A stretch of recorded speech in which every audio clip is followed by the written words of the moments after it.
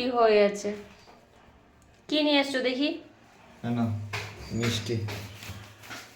এত মিষ্টি খায়ও না, সুগার হবে। সুগার হলে প্রতিদিন রাত্রিবেলায় অফিস থেকে আসে সবাই মিষ্টি আর মিষ্টি। সুগার হবে, তোমার বাবাকে চিনি সাপ্লাই দেবো। আমার বাবার চিনি লাগবে না, আমার বাবা ওইসব চিনি খায় না।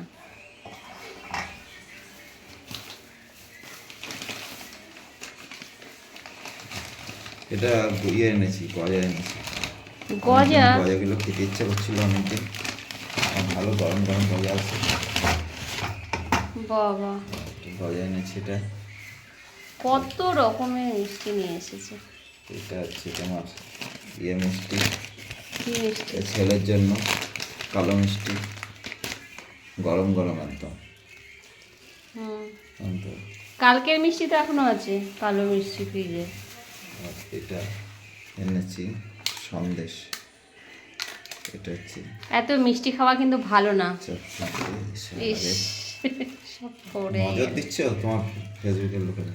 হ্যাঁ, খাই না তো কেউ আর, তুমি একাই খাও। এবার খাও, তো সাজিয়ে দিয়ে তুমি খেয়ে নাও। একটা আমি খাই গজা। খাও। ভালো। এরকম আমি মিষ্টি খাবো না,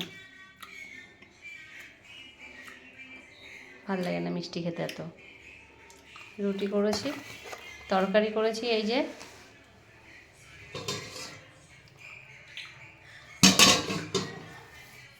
খেয়ে নাও এবার।